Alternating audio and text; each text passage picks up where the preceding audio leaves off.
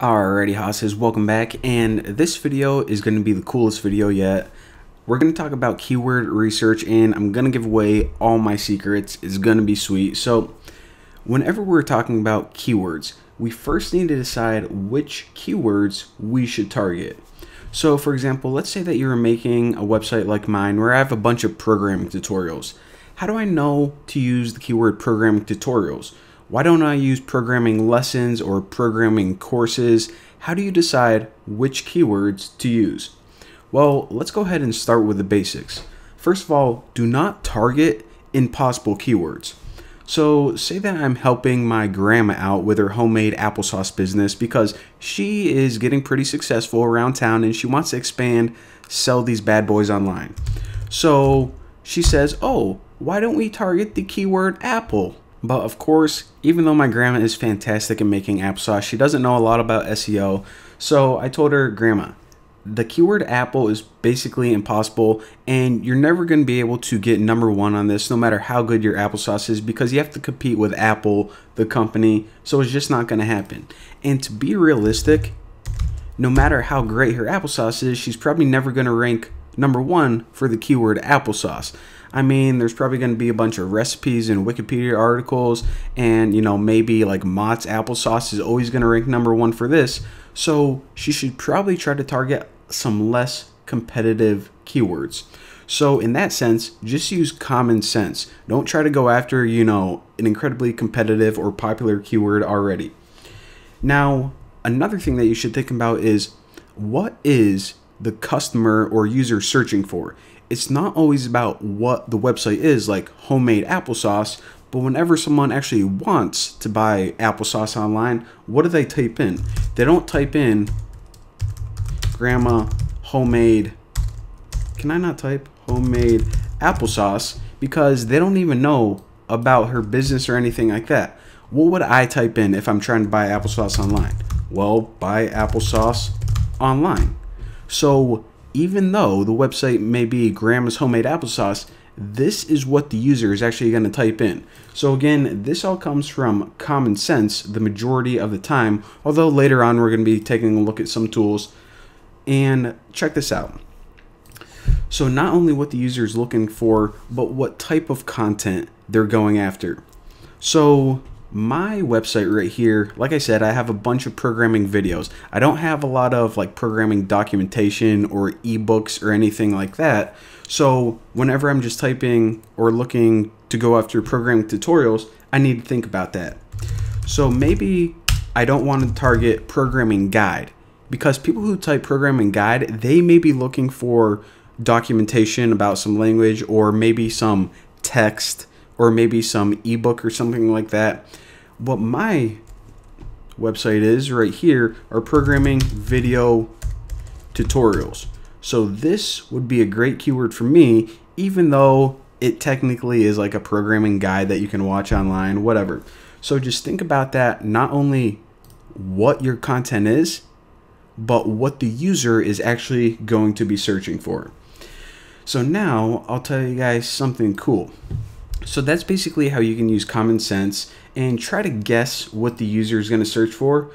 There's another thing that you can do, and that's let's not guess what the user is searching for. Let's just figure it out. So back in the early days of YouTube, whenever I was just like first starting out, like my very first month, I started making tutorials and no one was finding them. I thought they were pretty good videos, but I wasn't very well known, and there's just no way that anyone could ever find my videos in the hundreds of millions of search results or whatever. So I needed to find a way to have my videos appear at the top whenever a user searched for tutorials. So I was doing a bunch of stuff wrong, but the main thing that I did, that I changed, that really boosted, my video popularity, is I would go to YouTube, and let's say that I was making a series about Java. I would type in Java, and then I would say, you know what, instead of just trying to guess whether to use Java tutorials or Java lessons or Java courses in my title, let me just look at autocomplete. Now, the way that this autocomplete works is basically what Google does, and by the way, Google owns YouTube, so whenever I say Google, I'm talking about the same thing, is it looked at everyone who typed in Java before. And then it says the people who typed in Java before, the most common thing they typed after this was Java tutorial for beginners. So that's what people are most likely to type in. Now, a little less likely is Java Brains, Java Programming for beginners, so on and so forth. So basically, whenever I made a Java video, and the results are probably different now than they were back then, but I would pretty much name it Java Tutorial for Beginners. So then whenever anyone searched for this, look at this, we got 2 ads and boom. Look at that, my playlist #1. So again, you can either like go with my grandma and just guess, try to find out what the user is looking for, or you can just use autocomplete. And again, what this did is it basically was like YouTube handing all of the answers that I ever wanted right to me on a silver platter. So after I started doing that, my views went through the roof. And that is why, again, back then I'm like, who's gonna want to watch programming tutorials online? No one was doing it. Maybe like 1,000 subscribers was like the most popular channel, and now I have over 1 million subscribers because I don't know, it's a pretty cool trick. So there you go. And again, if you guys are like, I'm just going to use this trick and then I'm going to get the most popular videos or website in the world, you still need to have awesome content. So even though now users could actually find my videos, I still needed to make the best videos possible. So that's what I always try to do. So again, if you make the best content, they're going to find you naturally, but there's a nice little tip. And another cool thing is, let's say you want to make a website about like Java tutorials.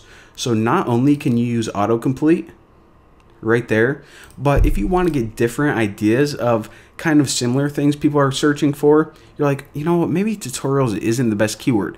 Scroll all the way down and it says, oh, the people who search for Java tutorials also search for these things: Java Hello World, Java video tutorial, Java interview questions. So if you're like, you know what, my video is actually Hello World, it's the very first introductory video, so maybe instead of naming it introduction, I'm going to name it Hello World, and boom.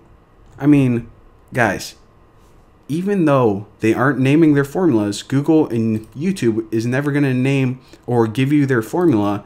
They're pretty much giving you all the answers, slapping it right in your face, right in front of you. They even bolded certain things. I mean, oh, it's so beautiful, guys.